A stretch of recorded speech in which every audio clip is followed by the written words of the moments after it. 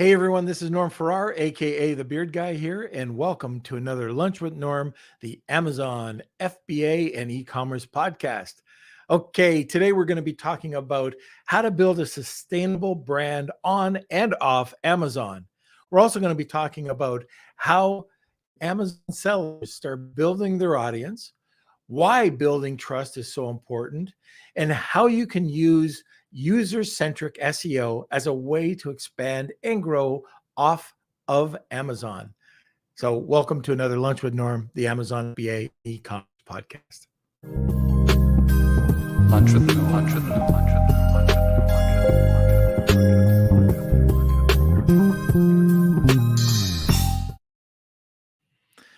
Norm. Okay, like I mentioned, today we're talking about how to build a sustainable brand on and off Amazon.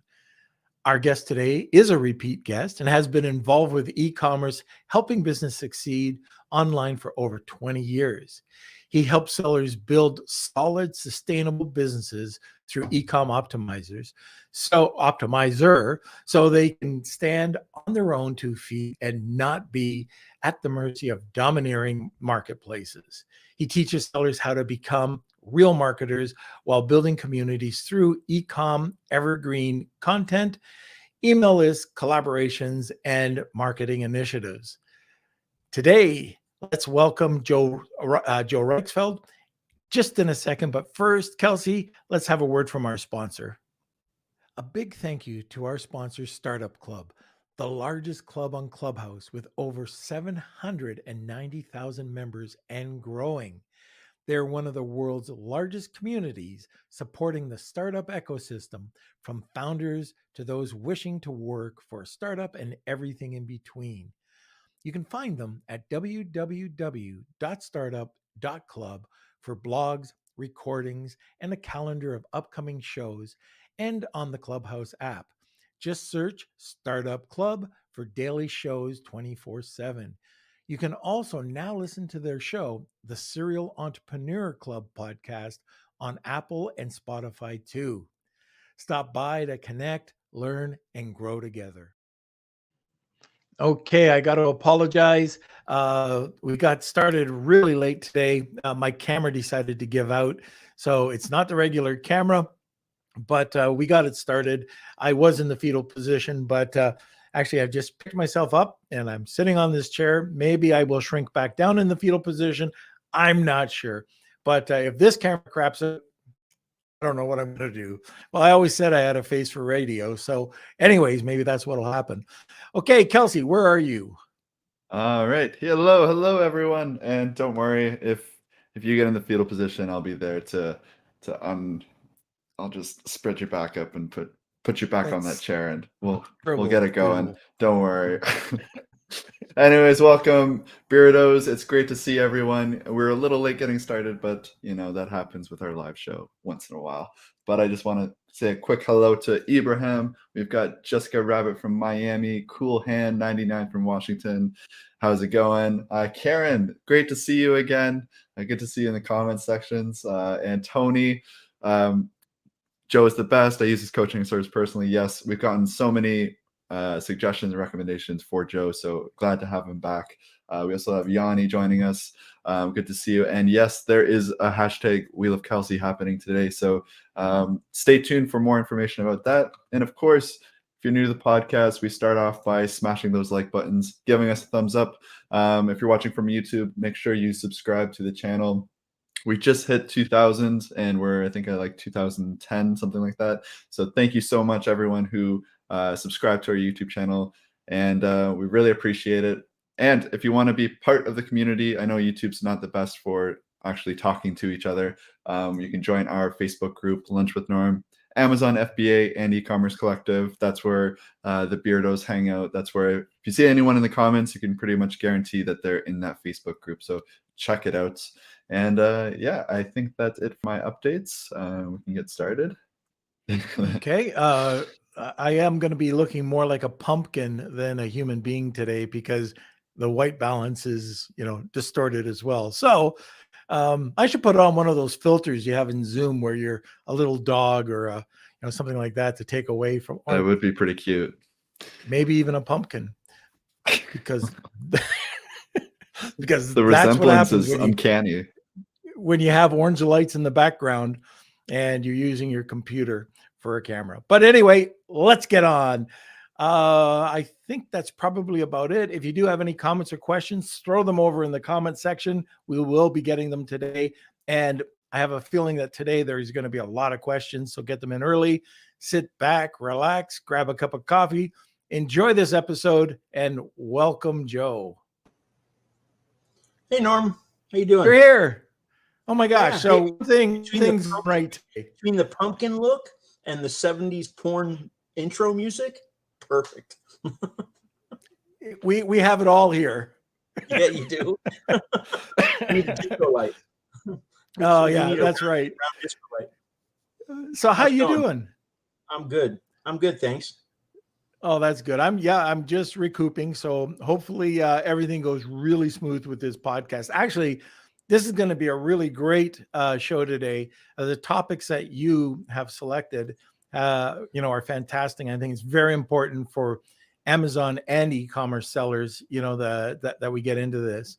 So I don't even know where to start because there's so much information that you wanted to talk about today. But let's talk about how Amazon sellers can start building their audience. I think that's probably the most important thing. Yeah, it is. It definitely is. And I know you,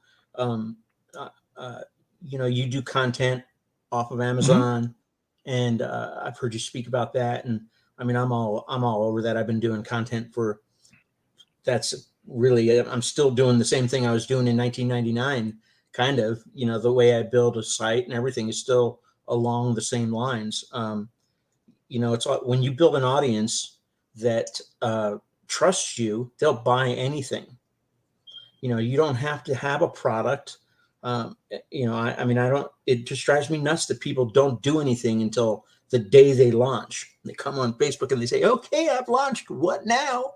That just kind of, oh man, that makes me crazy, because they while they're in production, they could be interacting, building an audience. That launch day is supposed to be your grand opening. You should have a band and the mayor and, the local radio. It's just like opening a restaurant, or something like that. It should be the culmination of your marketing, not the first day of it. And people, you don't have a product, you're 2 months out from launching. How do you, people are like, okay, so what do I do? How am I going to build an audience? How am I going to start? Well, it doesn't have to be that complicated. That's the problem. People overcomplicate it. Get on Facebook, look at how we are. Look at how Amazon sellers are in the Facebook groups. They come into the Facebook groups, they get involved before they launch, but they don't understand being able to do that for their product. It's the same thing. It's not that much different.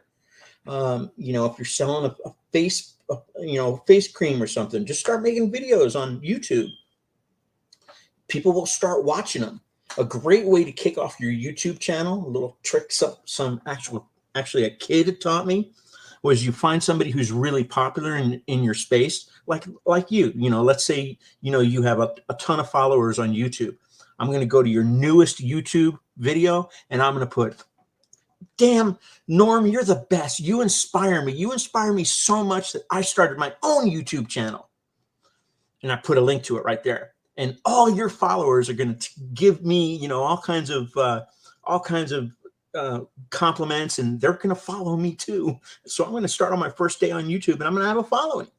It's a little shifty, but it's a good way to start. And like on Facebook and on YouTube and on all those channels, they don't give you any leeway until you have followers. On Facebook, right, you have to have 2,500 followers before they give you the time of day. Yeah. So being able to get that push off is really, really important. Personally, I'm not real big on Facebook ads right now. I mean, Facebook ads are a pain in the butt. The audience selection and all that stuff has gotten a lot harder over the last couple of years, and the iOS update just made it even worse. Facebook is feeling it. because not as many people are advertising on Facebook. And right now, Facebook is in the process of stealing the best of all the other platforms ad types and bringing them on Facebook. Instagram's just started some more video stuff like TikTok. They're all kind of, they all copy off of each other. Right. But for a lot of sellers, TikTok is a great place to be. TikTok is a really good place to start, and it's a really good place to drive traffic from. But one of the things I wanted to talk about today was building a site off of Amazon, and and this is just going to be for, I'm all about leaving Amazon and expanding off of Amazon, having Amazon, and then, making Amazon a sales channel. But today, I'm going to focus a little more on, hey, I only sell on Amazon and I only want to sell on Amazon. How can I drive traffic to my store? So one of the things you can do is you can build a website and not sell on it, refer all the business back to Amazon. Do you think Amazon would have much of a problem? Because you're not diverting sales. You're driving sales to them. You can create your insert, and on your insert, you can create a value-added offer on your website for your buyers. Hey, here's our after purchase program, or here's exercise routines or whatever. So they come to your website. Well, eventually they're going to opt in on your website, and you can build your email list. Don't email them while they're in the middle of an Amazon purchase through you, but when they're not in the middle of an Amazon purchase, you can use they're your customers at that point. They're your followers. They emailed you. They opted in. And it's a good way to leverage your Amazon buyers to actually build your website. Well, one of the things that you mentioned, Joe, which is kind of interesting, because I've talked to a lot of people about this, is why would I have this e-commerce site pointing back to Amazon when they're going to take 15% referral fee plus the pick, pack, and shipping fees? And the answer is simple.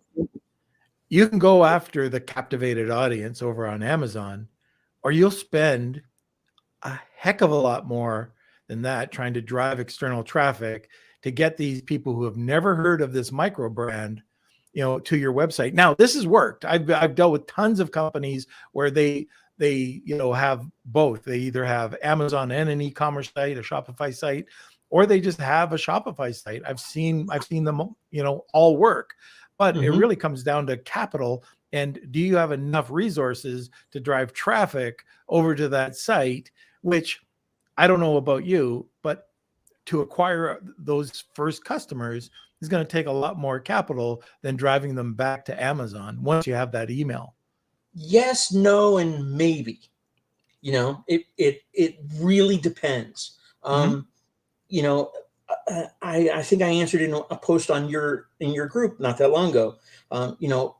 For people that are just starting out, I really will tell them, put it off for a couple months.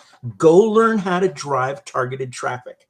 If that's all people did was learn how to drive targeted traffic, learn how to find your audience, how to identify your audience, find them, and be able to drive them, you'll always be able to sell products. B, if you can't sell products for some unknown reason, you'll always have a good job, because there's always sellers that need traffic driven for them.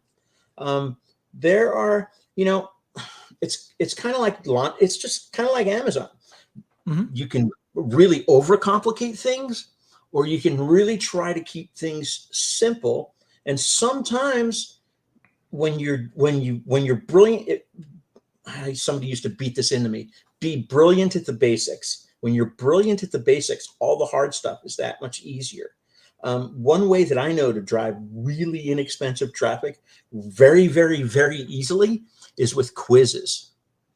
People love quizzes. Personally, I wouldn't be caught dead taking a quiz. Who is my personality style like, or who is your hairstyle like, or but people love quizzes. Quizzes convert at 30-something%. If you add the email sharing, the viral sharing portion in when they get the results, that ups ups the conversion rate up to into the 40s. That's a great way to drive traffic and to build your email list. Now, is that going to build your email list of buyers? It really depends on the type of quiz you do, and how close to your subject it is.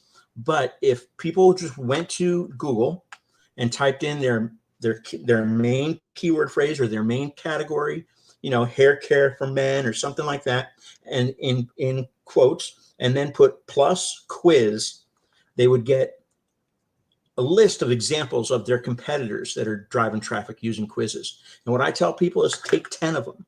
Find 10 e-commerce sites, take their quizzes. Sign up for their emails when you're done with the quiz. Do the whole thing from start to finish. By the time you're done, you'll know exactly what your first quiz is going to be. You'll know exactly what the questions are going to be, and you'll have your email follow-ups for it as well. Quiz ads, content or ads to run traffic to quizzes runs at about 10% to 20% of the cost of product ads. People love quizzes. It's a great way. It's a really good way to drive traffic. There is a site called Luxy Hair. And why are you always on the hair thing today? Is this just to put a knife in my back? No, but you could be a customer for them. They sell hair extensions. Beards. Yeah, there you go. You could sell them your beard for hair extensions. I have a client who sells a hair care product, and I happen to find Luxy Hair. And Luxy Hair was just kind of plugging along like all of us start doing until about 3.5 years ago. Well, 4 years ago, they started doing quizzes. Right now, they have 40 quizzes on their website, and they are at the top of their game. They are the leaders in their market. They do an incredible amount of business. All of their social media is done by brand advocates, users, all of their social media. They have an agency manage them, and they have a different purpose on each social media channel. It's really interesting, but just looking at that stuff, Neil Patel talks about quizzes, and he won't tell anybody the results he has from his quizzes because he's afraid everybody will start doing them. It's a great way. It's a really, really good way to drive traffic.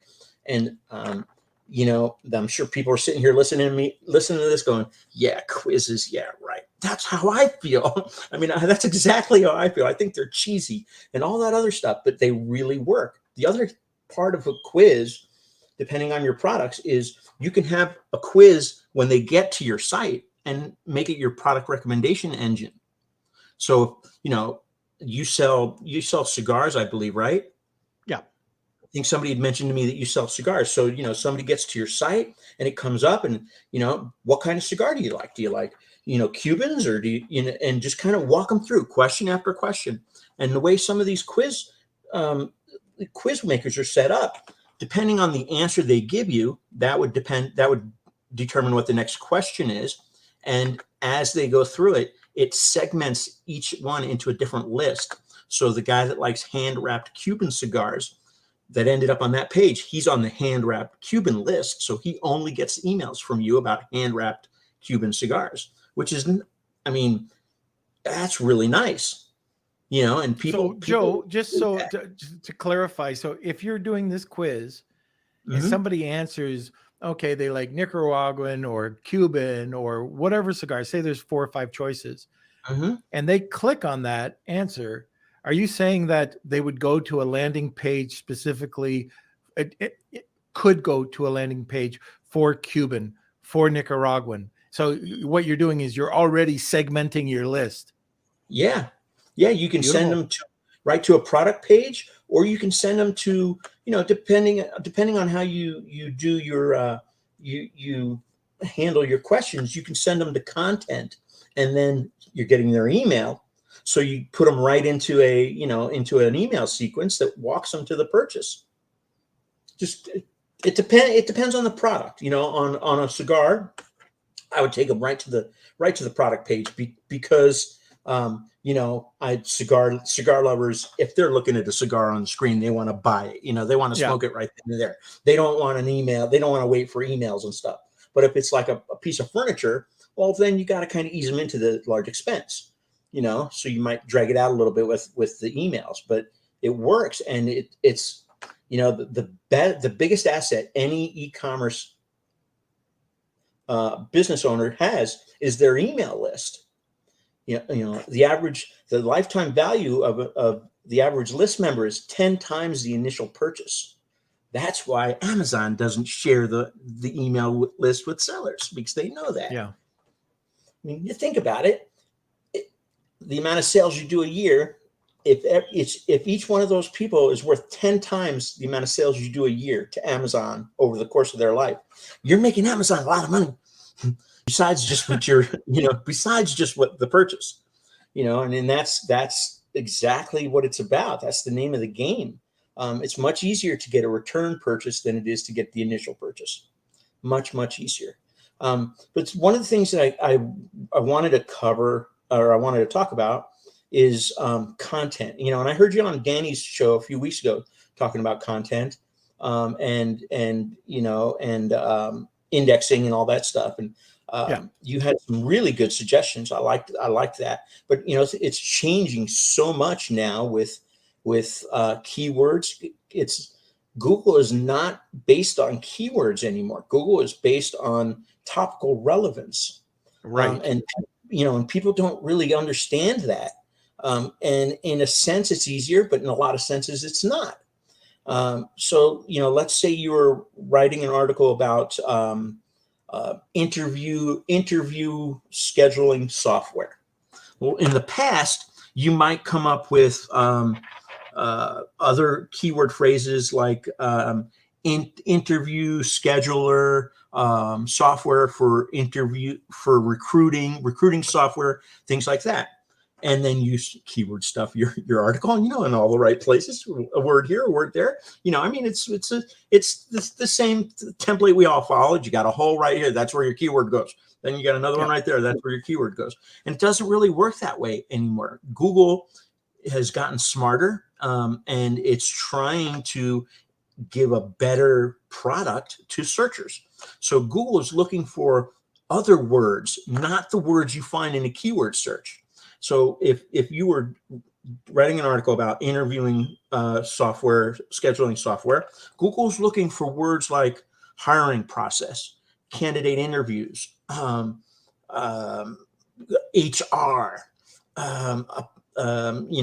interview questions, just all the other words that you would expect to hear in a conversation about in interviewing scheduling software. People that just go after, we're all so tool orientated and everything. We focus on the tools and we get our little list and we shove stuff here and shove stuff there. And it's like, oh yeah, it's optimized. Yeah.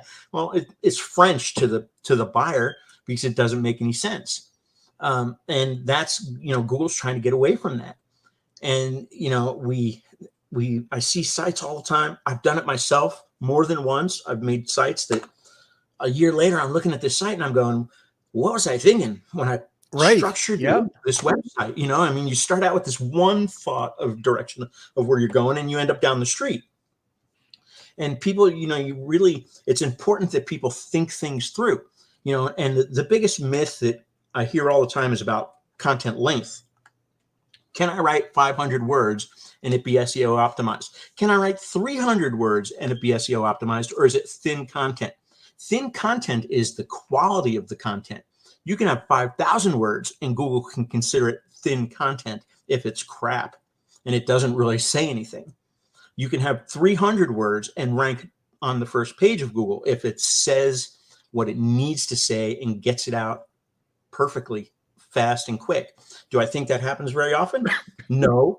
Only maybe if there's a video on the page too, something like that. But I think 300 words is not enough. But it's what it comes down to is write shorter content as much as possible, write longer content as much as necessary. So you want to try and keep it short, but you need to look at what else is out there and make sure it's quality. It needs quality over quantity every time.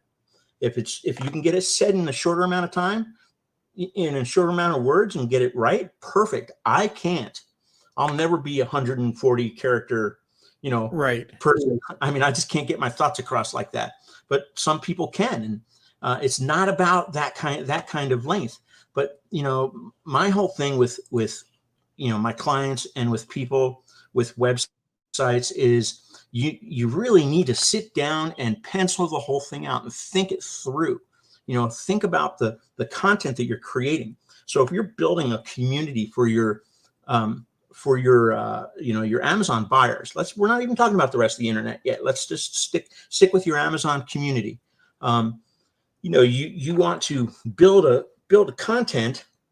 Let's say, let's stick with cigars. So you sell cigars. So you're going to have some categories about maybe the different kinds of cigars. And then maybe a category about cigar making. Well, then you want to have a category of content that people want to come back for every month. Maybe it's a recipe, a drink recipe to go with your cigar, or a food recipe to go with your cigar. Something that makes people want to come back, especially if you sell a one and done type item. The whole thing about community is community means coming back and getting involved. So you don't create content about cigars only. You create content about the larger topic that cigars are a part of.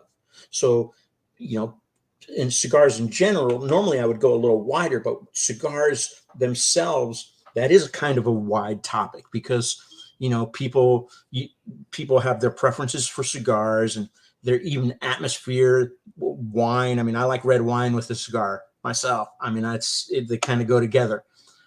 You can build a site off of that, but it's very important that you have that category that brings people back. I always have to kind of stress that with people. But does your you want to write and create your website for humans, but it needs to speak to Google. So you need to think about the search intent and why people are searching and what they're searching for and how they search. You need to become a topical authority on your topic, and that is best achieved through setting your site up correctly. So what do I mean? And Tony and I have been talking about this lately. We're talking about his site. You have your home page, you have your collection pages, you have your product pages. Google does not recognize collection pages through schema. Google does not see them. You have to help Google recognize your collection pages. And the best way to do that is to put an FAQ on it and to turn it into a landing page for that specific collection. So if I have a collection page of Cuban cigars, that page is going to be hyper focused on Cuban cigars. So if somebody searches for a brand, your branded search, you want them to go to your home page. This is basically how we want to structure a website. You have your home page. Those are for branded and navigational searches. Something like, Beardo's cigars. That's, you're going to send them to your home page. Then you have reputational type searches. Beardo's cigars reviews. If you have a website and you have a page called testimonials, nobody searches for testimonials. People search for reviews. Rename that page and put all your testimonials and reviews on it. Even if you have them on your product pages, create a page called reviews and put it on your website, because somebody's going to be searching for your name with reviews and you want to come up first. So that would be, a reputational search. Then you have anchor type searches. So what's an anchor search? An anchor search might be mountain bike racing gloves.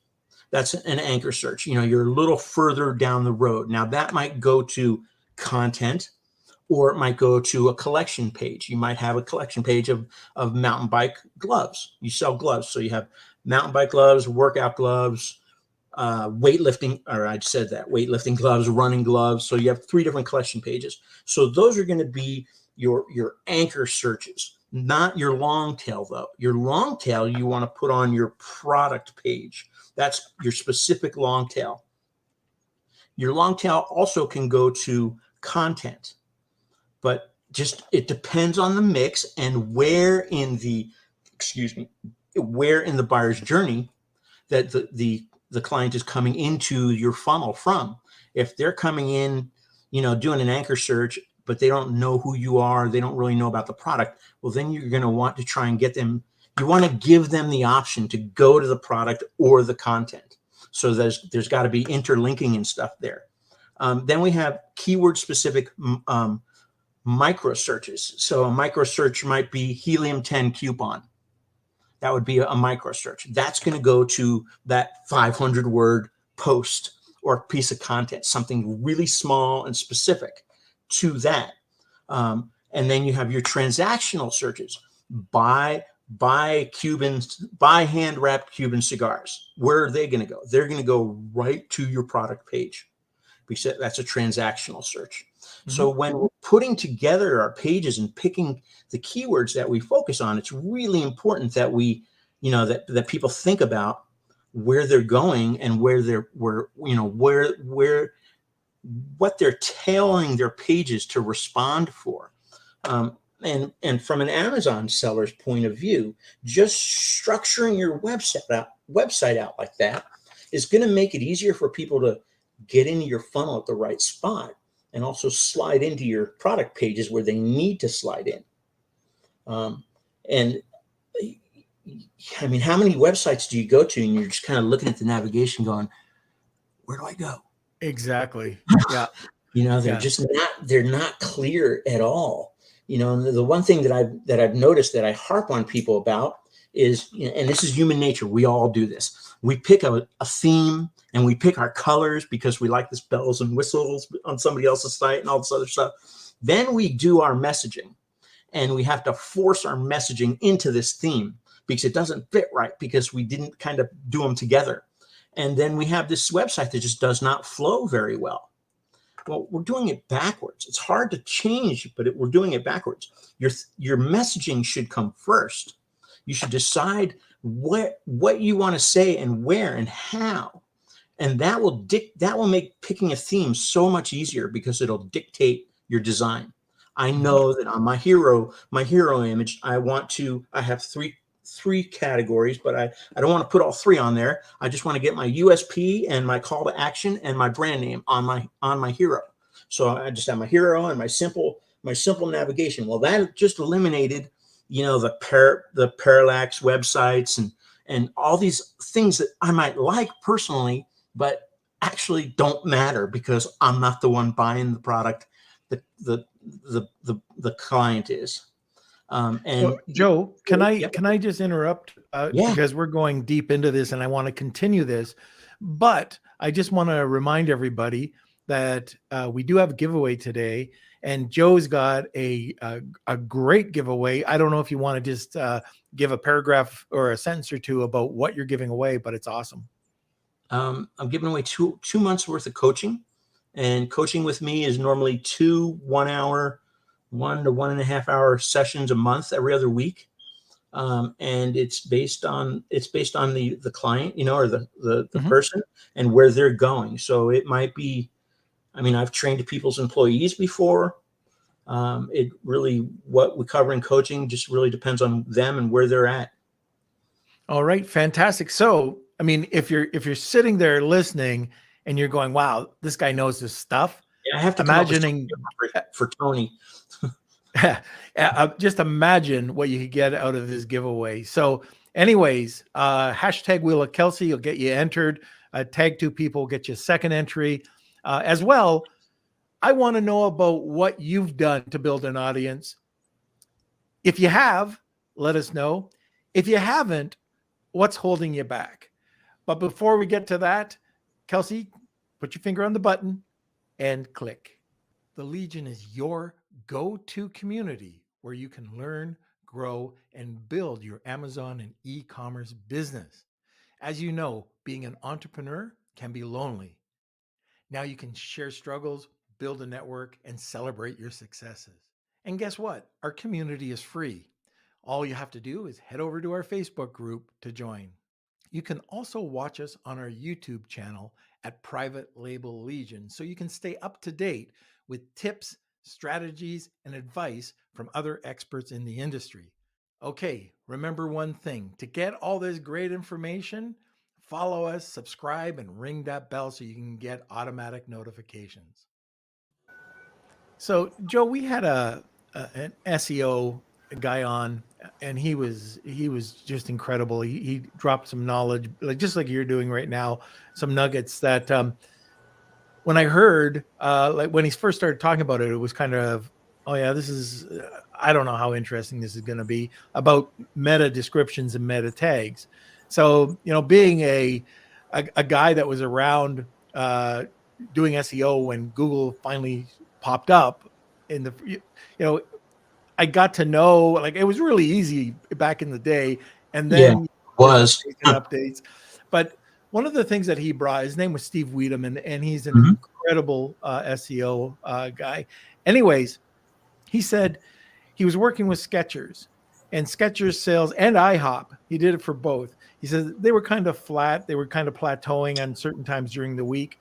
So he changed the title to include, and you just mentioned it, the word buy. So buy X, and, made it more engaging. And then he said, a lot of people don't pay any attention to the meta description because they say it doesn't rank or doesn't work. But there's engagement. When you take a look at those, the ranking results on Google, you can hook somebody in. And what he did, he was able to get people to know that there are these specials going on, and bring your kids and get them for free under that 160 characters. And he said that he doubled the sales just because he changed the meta title and meta descriptions. And the title was just really buy blah, blah, blah, blah, a pipe, space pipe. And then he just said, and receive 10% off or something like that. So people, they weren't seeing, Skechers, or Skechers and just the product.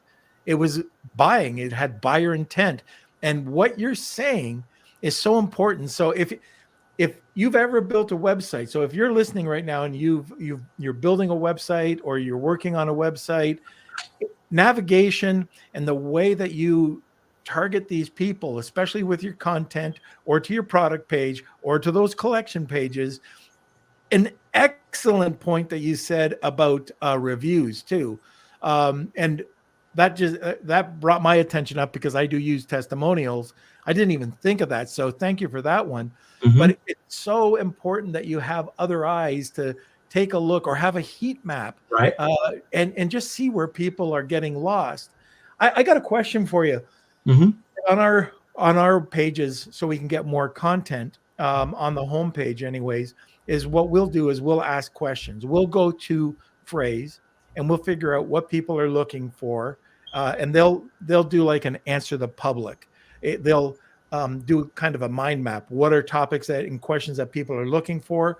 But what they'll do is they'll pop up the top articles, and then we'll just review the articles and kind of rewrite content or ask questions. We'll put that on the homepage with just a question with a plus sign. You click on it, drop down answer.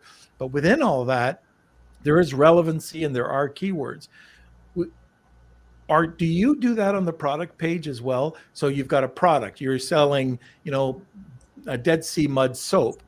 Do you have 5 questions there that you've researched that you want to have, if you can have 2 to 4 unique questions on every page of your website that you mark up as FAQ schema, that looks different in the search results. When you see a search result and then you see the titles underneath it indented, that's from schema. And schema is just code that you use. You mark up a web page in the background. So Google doesn't rank websites. People get confused about this. Google does not rank websites. Google ranks web pages. And now Google takes it one step further. They rank passages from web pages. So you might have a paragraph in your page that's about red, white, and blue bowling balls, but the rest of your articles are just about bowling on Sundays with your friends. Well, if somebody does a search for red, white, and blue bowling balls, and Google wants to rank just this passage, it will now, which it never used to do. It will now, but it won't use your title and it won't use your description. Google will change your title and change your description on its own discretion all the time now, and it will create a title that matches that passage. So here's the scary part of that, though. Google has used the anchor text from another website that links to that page as the title before.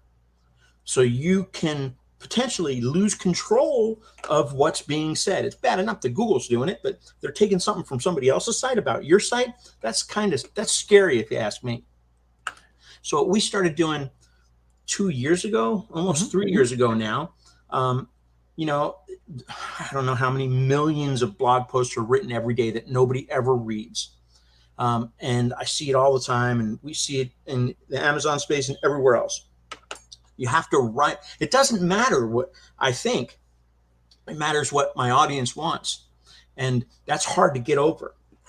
So what we do is we source content. We specifically source content, questions from the Google search results using people also asked. The people also ask questions, and the people also search for questions.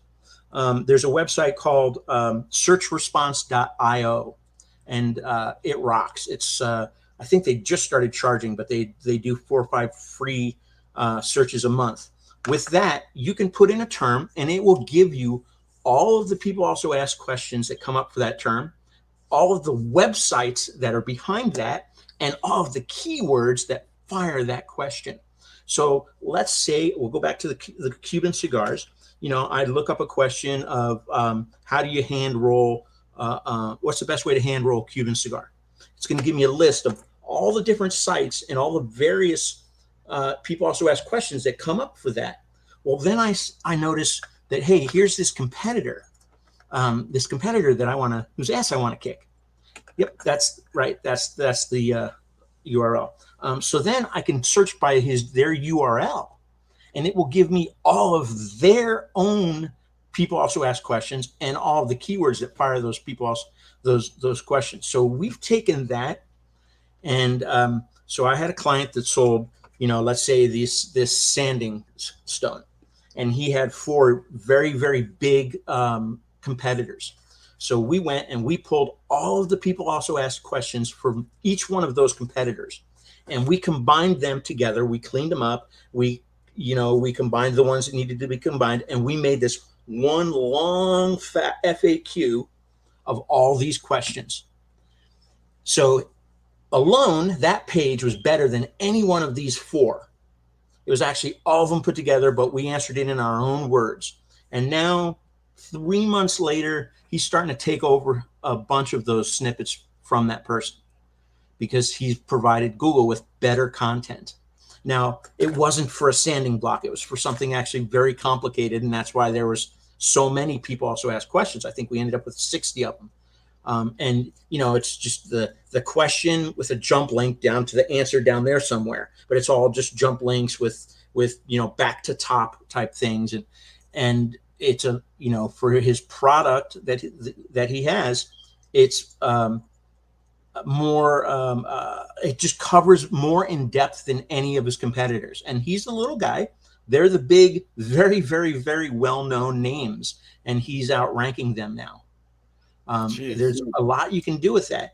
But back to your question about the questions. So we use those people also ask questions. Those are our subheadings. So now, knowing that Google might decide to make its own SERP title for something that it pulls out of my page, we went and changed how we structure our articles. Each subheading is the title of the passage that's right behind it. So if Google decides it wants to pull something out of an article and put it in the search results, it's got basically a SERP title to go with it. So explain that to me. Yeah, when we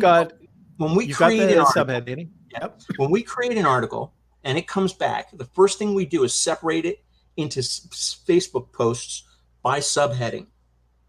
So each subheading and the text after it can be its own post. Those subheadings we pull from people also asked because we know people are searching for that stuff. So we're not writing about what we think should be written about. We're picking the topic, but the consumers are picking the actual titles and subjects for us. And you're creating massive content at the same time. Yes. Yeah. And you're creating, if it's a 5 subheading article, you've got 5 snippets right there. Yep. So I'll mark those up as FAQs. You can mark up a question and an answer in an article, that's not the drop down FAQ kind of funny looking thing. If it's just a question and an answer, and it's a good question and answer, mark it up as an FAQ. Google will not display it unless you have at least 2 on your page, and they always do it in order. So think about what questions you want to ask where, or which questions you want to mark up. You just mark up the best ones. Google might use the other ones as well, but you want to specifically mark up your best ones and consider the order as well. So I'm going to enter the Wheel of Kelsey today. You are? Just saying. Yeah. There you go. Yeah. There you go. Because, we have control of the Wheel of Kelsey, I can enter 3 or 4 or 10 times. So good luck, everybody. Nice. I like that. That's funny. That's funny. But we've been doing that for a while, and that really, really works. So, from what you're doing, what you're saying, I think what you're doing is smart and it's good. I've learned the hard way. I would take those questions. You can also go to the search response, and it searches people also asked. It searches people also searched for, which is at the very bottom, and it searches one other thing. I can't think of what it is. Something in the Google search results, but it searches those 3 things, and it gives you search volume and CPC. So you can take your phrase, and it will give you other phrases, and it'll give you search volume. So what we try to do is make sure that every subheading and every title has search volume built into it. Something in the search in the question, preferably from multiple words have search volume built into it, but we always try to make sure that there's some search volume built into the title and the subheadings, because you got to help yourself. Nobody's going to help you if you don't help yourself. You got to try and do whatever you can to get a little bit of content, and it works really, really well. It works very, very well. And there's a tool, it's a free tool. If you just do a search on the internet for what's it called? It's called the I don't know. It's something title something. It's just a bookmarklet, and I'll find out, and I'll give it to Kelsey afterwards. But what it does is when you search, for your website and you get all your results in Google, it will tell you which titles Google changed and what they were originally. And you'd be surprised how many titles Google changes. And to me, that's really frustrating because I want to control the conversation. And that's important to me. So yeah, we work really hard on the days of the 1-word subheading. Conclusion. How many times would you put that in an article? Conclusion. We don't do that at all. I've gone back to every article that I have up on the internet, and I've changed all the subheadings to be titles, to be usable and not clickbait. Not in this business. Maybe in other businesses, clickbait would work okay in an article, but it wouldn't work for us. It would make us look bad. So the other end of this whole thing is EAT. Google's EAT: expertise, trustworthiness, and authority. Google is really, really big on pointing out scammers. Particularly in your money or your life sites, which is any site that sells anything. Mm-hmm. So all of us, Google's looking to see that you're legitimate. If you sell supplements and you have a website and you are the anonymous cartoon character on your website with no real name and no phone number, you're never going to rank. You're going to be buying all your traffic forever because Google will not assign you any kind of trust anymore. So what is EAT, and how can a seller in particular help themselves with EAT, because it affects your Amazon ranking on Google as well. Google. So expertise is three things. Expertise is you. It's me. It's the author. And when you have writing, even comments on blogs and places like that, or like here, Google will recognize my name from your post when you post this, and your name is as an author, and it connects it, and it gives us expertise in this area. So now with my website, that carries over to my website, that carries over to your website, because you have other places where your name is mentioned. Google hand reviews every single Your Money or Your Life site. And they're looking for specific things to build trust. They're looking that there's a picture of a person on the About Us page and not a cartoon character, and it's a real person. They'll even check to see if it's a real person. They're looking to see that there's contact information on the contact page, not just a scrambled email. They want a phone number and an address. They're looking for just lots of little things. They'll go to Google and they'll type in site semicolon your URL, and then they'll put a minus and they'll put in URL with your URL. And what that does is that searches for anybody that's talking about your website. They're looking to see what other people are saying about you. That affects your ranking. So a bad Better Business Bureau report can affect the ranking of every article on your website. And it has. I've seen that happen. That's crazy when you think about it. Well, what does that do for Amazon reviews, and things like that? All of that stuff can come back to haunt you when you're all connected like that. You have to be careful. Is it right? I think it is. There's review aggregators out there like Birdseye. You're a seller. If you decide to go to a new marketplace, you should be able to take your hard-earned reputation with you. In the same sense, if you're a scammer, that should follow you too. And I like the idea of companies like Birdseye that aggregate reviews for that reason, and also because it takes the review process away from a company like Amazon. The only way Amazon can ever restore trust in the review system is by giving it to a third party and being hands off. And it's a shame that it's gotten to that point. It's been that way for a long time, but that's, what's to say the third party won't also somehow, there's a will, there's a way, somebody's always going to find a way. But when that's all they do, then they're paying a lot closer attention to it, than the company that's just one of 50 million things that they do. But so it's very, very important. And it's all these little things on a website that you can do. But the same for sellers. So everybody that's in here right now, when you're done, you should go to Google and you should type in your keyword, and then in quotes, type in best gifts, best holiday gifts. You want to get yourself on best product guides now for Christmas.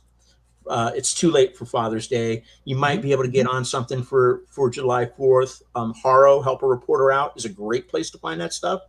But you want to get on those best of gift guides.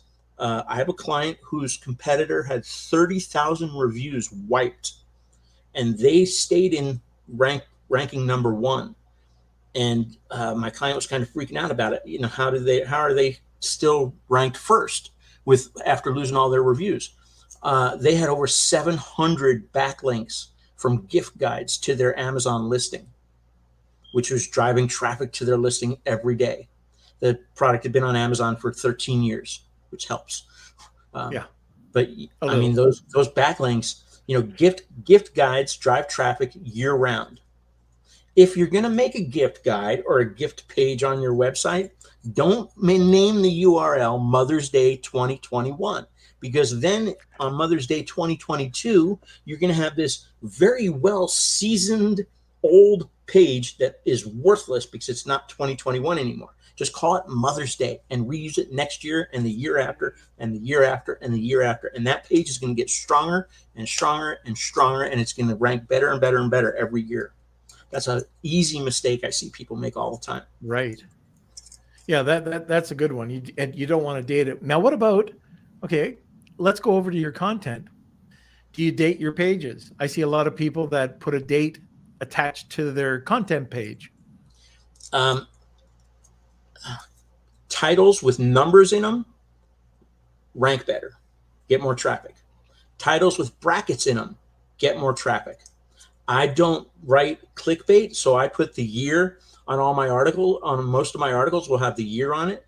And then the date on my article, because I update my articles a lot. So I don't have a written date. I just use the updated date, because I have articles that I wrote 3 years ago that I just updated. So I really kind of want them to say 2022. Right. But in December, I lose most of December because I'm busy updating all my articles, because I want them all to say the next year on it. But I don't use the year. The year is never in the URL. Never in the URL. It's never in the URL. So let me understand this correctly. So you don't put it in the URL. So let's say it's a mother-day. Okay. Mm-hmm. Now in your title, so your tag, your H1 tag would be Mother Day gift ideas 2021. Okay, let's go to last year. Then you have references and stuff that you've written for 2021, but now it's 2022. You're going back, you're changing the title, not the URL. You're changing the title to say Mother's Day gift ideas 2022. Is that correct? Mm-hmm. Yep. Okay. Yeah, and that's news to me. I would never have changed that title, but so you can go ahead and you're doing that and you see good results. You don't have problems. No, I agree with the SEO guy that you had in there about refreshing your titles and your descriptions. So the only thing that your description does is make people click in the search engine results. It has nothing to do with ranking. Absolutely nothing. The only thing that your description is for is to get somebody to click when they're looking at the search results. So, I mean, I'm not shy. I'll change that thing 10 times over the course of a year if it's not getting traffic, because I'm looking for the right thing, and the same with with my titles. I always think I write perfect, I mean, everything I write's perfect, but it doesn't always work. And I'll go back and I'll change stuff, and I'll and even just update stuff. I used to have an article that said, how to rank on the first page with no giveaways. Well, that really doesn't matter anymore, So then I changed it to how to rank on page 1 without rebates. Well, maybe one day Amazon will force the rebate thing and that won't matter anymore. So I'll change it to something else,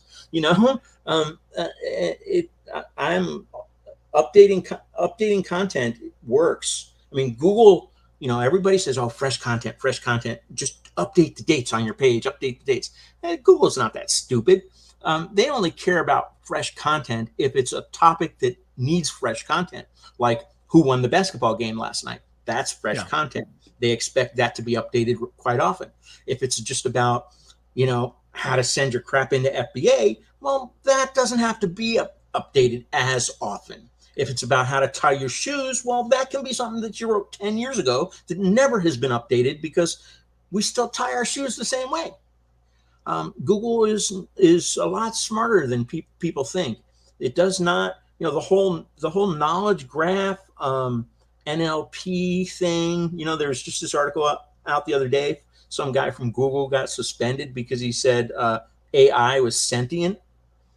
I don't know if he's fallen in love with his computer or what, but it's kind of interesting where they're taking stuff.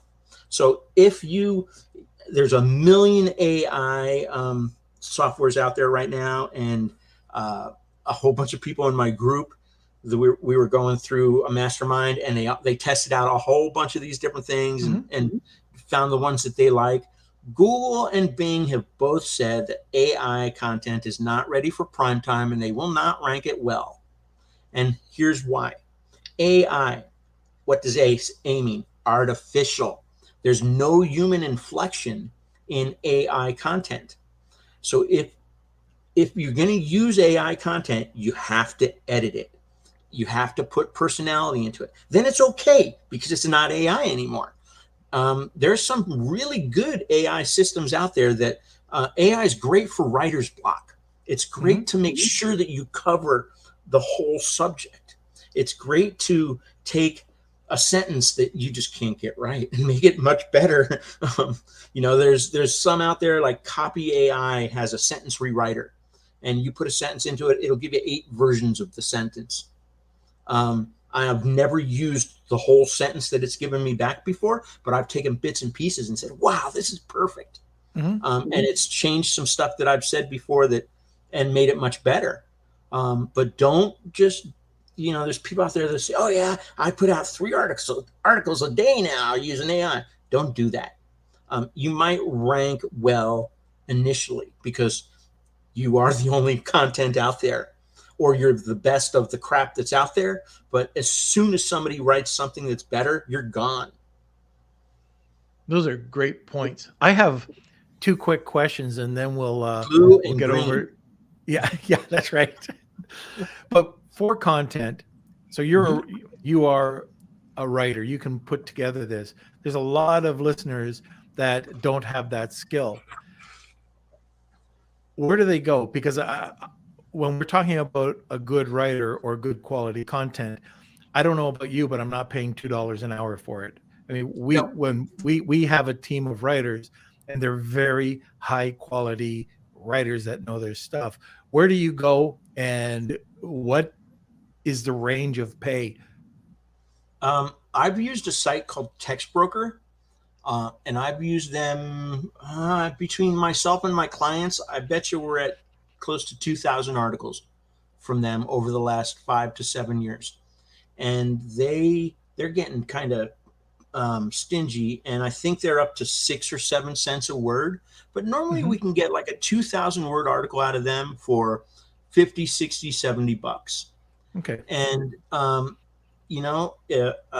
said this a million times. If the quality of the article is on you, not them. You have to write a good project brief. I mean, I have a whole long training session on how to create a project brief. So when we create a project brief, we do the research, we come up with the subheadings and the title, we put it all into an outline, then we go to, I don't even say the word SEO in a project brief. I don't mention the word SEO at all because I've already SEO'd within reason the title and the subheadings. But what I was talking about earlier about topical relevance and the different words that you use, there's a website called topicalrelevance.com.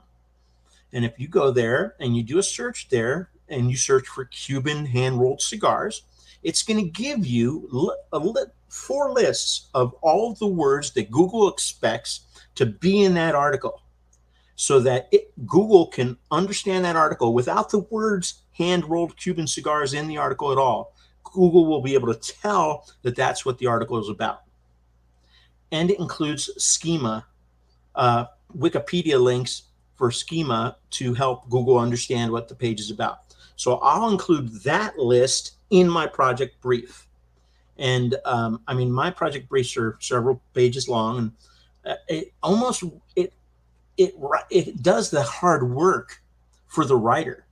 But I train people how to do project briefs in 15 minutes. I mean, there's nothing worse than knowing that you have to have an article to post tomorrow that you haven't written yet, and you don't even know what to write it about. There's nothing worse than that.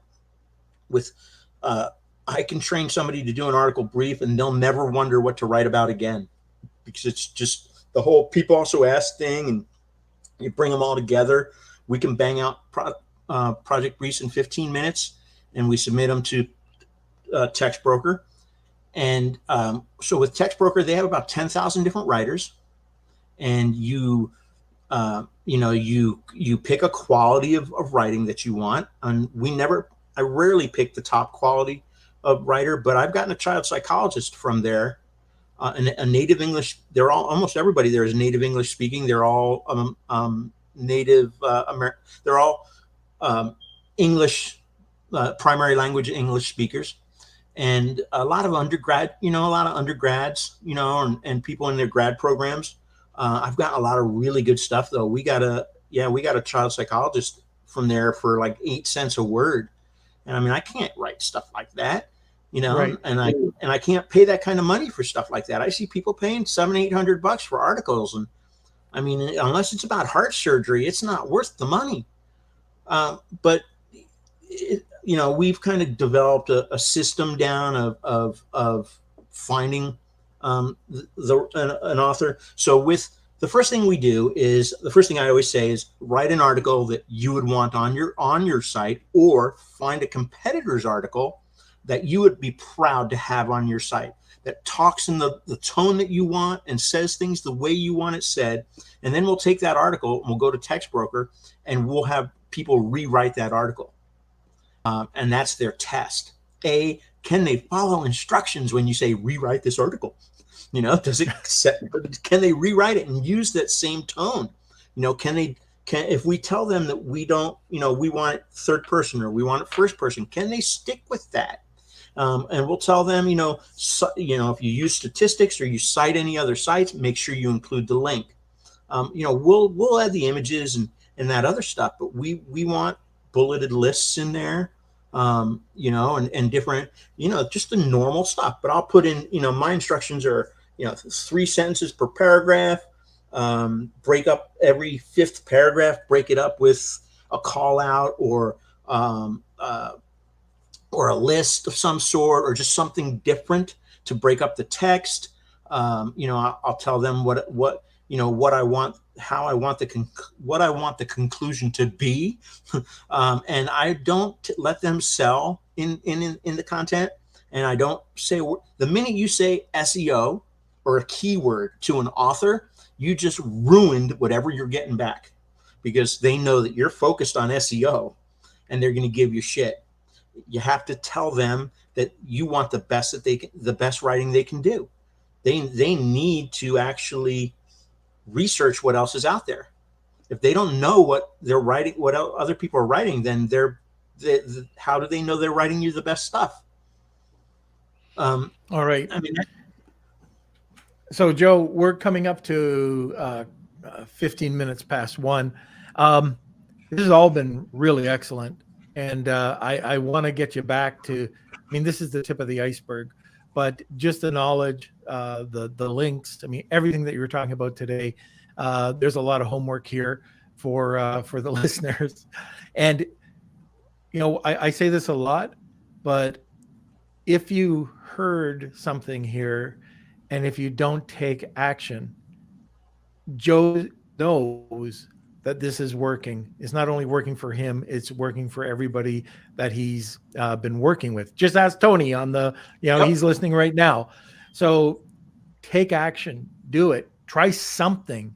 Just like for me, I'm going to be talking to the team about the frequently asked questions and the markup. That's going to be right after this. So make sure you take away, if you've heard something today, put it into action, or all this is going to be is really good intentions. Okay. Yeah, I got one more nugget for you. All right. Schema Builder is a free Chrome extension that will help you build schema right off your page. If you don't know how to do it, it walks you right through it. Oh, and that was what was it called? Schema Builder. Schema Builder. Yep. Very good. Well, that's pretty cool. You can check the schema on any page. And what I learned, the way I learned schema was I went to the schema websites, the actual companies that do schema, and I looked at their schema. And that's how I learned how to do schema right. It worked. All right. That's cool. All right. So we do have 2 questions. Kels, can you throw them up? We're going to go long. Yeah. So the first question is from Jessica Rabbit. So I think everyone is pretty new to this, so they just have no idea where to actually start from. So her question is grassroots, fundamental. What are the 4 to 5 action elements and sequence to do to begin to build your audience? Like, what should people, if they're brand new to this, what are if you're brand 4 new to to 5 doing things? this, if you're brand new to doing this and you're a little reluctant to even put yourself out there, the best thing to do is to find shoulder niche brands on the social media sites. So what am I talking about? I sell baseballs, you sell baseball bats. We share an audience, but we don't compete. I'm established, you're brand new. The people that are commenting on my posts and the influencers that I'm using and the angles that I'm taking, they all probably would like you just as much as they like me. They just don't know who you are yet. So get on my posts and just get involved. Don't sell whatsoever. Just get involved. Offer advice, talk, pay a compliment here or a compliment there. Definitely pay a compliment to the owner of that other business, because then when you reach out to them and maybe say, hey, you want to collaborate on something? If they know who you are, if they recognize you as being in their group, you're not just some schmuck off the street that's going to get charged a lot of money. You're somebody in their group that's going to get, a leg up.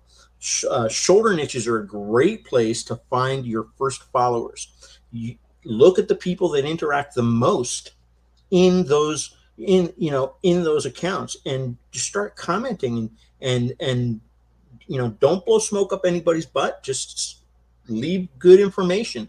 And what happens is people will then look at your profile, and if they see a good profile, they'll follow you. So your profiles need to be optimized. You need your website URL in your profile. You need to, try and keep your personal and your business separate. And especially if you have weird preferences or whatever, just you kind of hide that from your business so people don't see that stuff. You don't want to scare them away. But you'd be surprised. It really, really, really works. I mean, Gary V, what does he call it? The $1.28 method or something. Follow 10 people and answer 10 of this and 5 of this, and it adds up to $1.28. I don't know, but it works. It really does work. Don't go nuts, though, because every social media site has a velocity limit. So start out slow, work your way up. What about a person like me? I work like in the business. So I work with, you've got Lunch with Norm, you've got a couple of the other businesses, but my profile, if I put, okay, I'm selling this brand and this brand and this brand, so people can see it, they'll also see that I'm basically an Amazon service provider. Mm-hmm. Would that hurt? If you're trying to sell them, yeah. But if you're not, no. I mean, I don't sell anybody. I don't try to sell people when I'm in the groups. Yeah. I'm trying to offer advice and stuff, and people seem to be perfectly fine with that. I mean, every VA and their brother tries to offer me their services. Yeah. And every freight shipper contacts me. I'm talking about, like, so let's say that I go into a Facebook group about artisan soaps. I start commenting, and people come back and they see that I have a brand page. But if they look at my profile, they'll see that there's a bunch of other businesses. It's just not my soap brand. Yeah, as long as you're not being an obnoxious ass, you should be fine. I mean, if you're, because I go into these groups and I talk all the time, and it's not even my brand. I mean, now that I think about it, I mean, I go into these groups and I post on sites and stuff, and I am that's all my profile says is service provider. It doesn't say I'm this brand or that brand, because I'm not. My clients are, but I'll do things for them. And I once in a while I've had it come back to me. It almost bit me in the ass in an engineering group, actually. A bunch of engineers. They're like, oh, what are you doing in this group? It's like, well, we have this stamping machine from 1955, and I'm just trying to find out if anybody knows how to work it. But yeah, that's really the most crap I've gotten was from all these geek engineers in this engineering forum that I was trying to get in, just because we had this old ass machine that was stamping out bullets in World War II that's now stamping out car parts. Okay, so let's see, Kelsey, we're going to have to post those other two in the group, the other two questions. Okay, I'll answer them in the group. Oh, that would be fantastic. Okay, so if you have not signed up or that for the giveaway today, hashtag Wheel of Kelsey, tag 2 people, you get a second entry. But before we go to that, let's have the last word from our sponsor. All right, here we go. Just hit selling on Amazon in 2022. You know how important it is to stand out from your competition. Let Hono Worldwide lend a helping hand with your product innovation to outcompete your competition online. That's right. Sit back, relax, and enjoy the success of your newly innovative product while Hono handles all the work. Visit honoworldwide.com for more information. That's Honu, Honu, worldwide.com, or email savings@honuworldwide.com. Okay, we are back. Okay, we had a couple last minute entries. I'm just going to quickly add these in here. All right, so we can head on over to the Wheel of Kelsey. Here we go. It's time for the Wheel of Kelsey.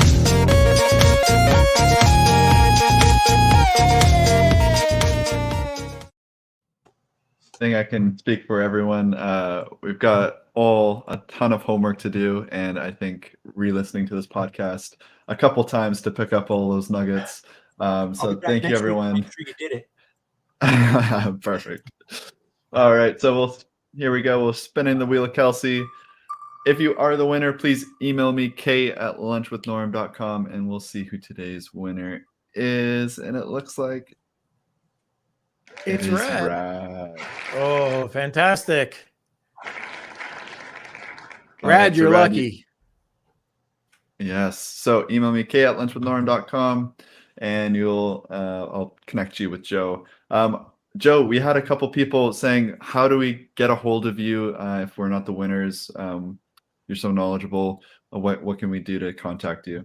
I'm on Facebook at Ecommerce Optimizer. My website is ecommerce-optimizer.com. And there's all kinds of free content and free articles on there about how to market and not give all your margins back to Jeff Bezos.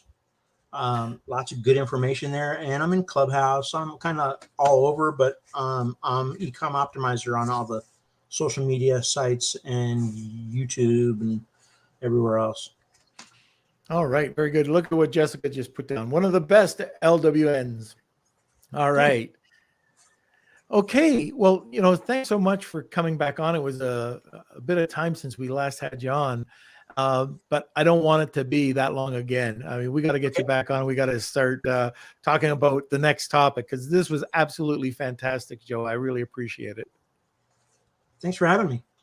It's a pleasure. Nice coming here. Yeah. All right, everybody. So just judging by the comments, it looks like everybody liked the episode today. Hopefully we can get Joe back on very shortly talking about, well, we just touched on the subject today. We could have gone for another hour easily, really easily. So anyways, he's going to be answering a couple of the questions in the group. So I got to say thank you again to Joe. And other than that, Kelsey, where are you? All right. So yes, I hope you guys enjoyed the episode. I'm going to be posting the 2 questions that we didn't get to in the Facebook group of the video that you guys are watching on. So that's where you can find the answers to it. And of course, the group name is Lunch with Norm, Amazon FBA, and E-commerce Collective. That is different than the Facebook page. So those, just make sure you're in the group and not in the page to see that. Also, don't forget to smash those like buttons. And I hope you guys enjoyed today's episode. And let me see if you have any questions at all about today's episode, or you're wondering about next week's guest or anything, please feel free to reach out to me, k@lunchwithnorm.com. Happy to help. And yeah, I think a couple people were asking about how to rewatch the episodes. So don't forget that this is actually a podcast as well. I know our live audience sits down 3 times a week to watch the episodes, but you can also find all the replays either on YouTube, on Facebook, but of course, as a podcast. So Apple, Spotify, Google Podcasts, Audible, we're on everything. You can check it out there and listen on your way to work or however you enjoy your podcast. So definitely check that out. And don't forget to give us a little review too. It really helps We like us reviews. get up those rankings. So I think that's it. Okay. So what's that? Yeah, I think that's it for me. Oh, good. So all right. So anyways, thank you for joining us, and join us every Monday, Wednesday, and Friday at noon Eastern Standard Time. We were talking about building a community, building an audience today.